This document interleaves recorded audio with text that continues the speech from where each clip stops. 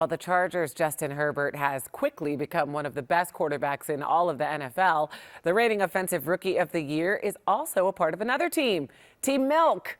Chris Hayre caught up with Herbert to discuss his commercial that went viral this summer, by the way, as well as the Bolts' 4-2 start to the season. You know, Justin, I remember growing up, the Got Milk ads, very famous.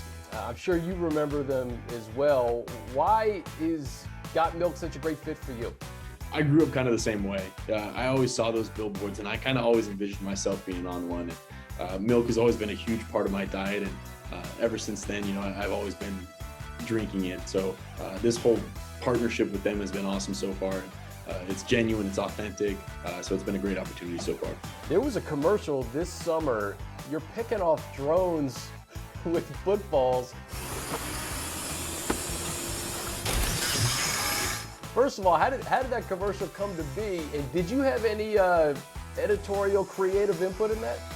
Well, they approached me with the idea, and as crazy as it sounded, I was all in. I loved it. And, if you gave me a couple of footballs and some drones, I would have loved to have gone out there and hit them. So it was actually real, and got a lot of comments about it looking like it wasn't real from my friends, but it actually was. So an incredible time.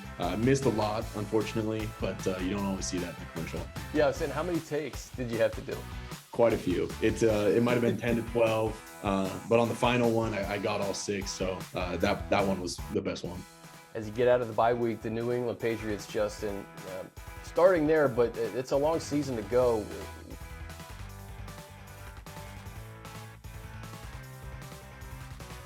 What do you think this team needs to do? What do you think the team learned I think in the really first 6 weeks that can carry over later in the season? It's all about executing, and unfortunately last week we didn't execute as well as we needed to, and that can happen in the NFL. It's a good lesson of last week, and you have to learn from it. You have to move on. This New England team coming down is tough. They're really well coached. They've got some really athletic guys on defense that are going to make some plays.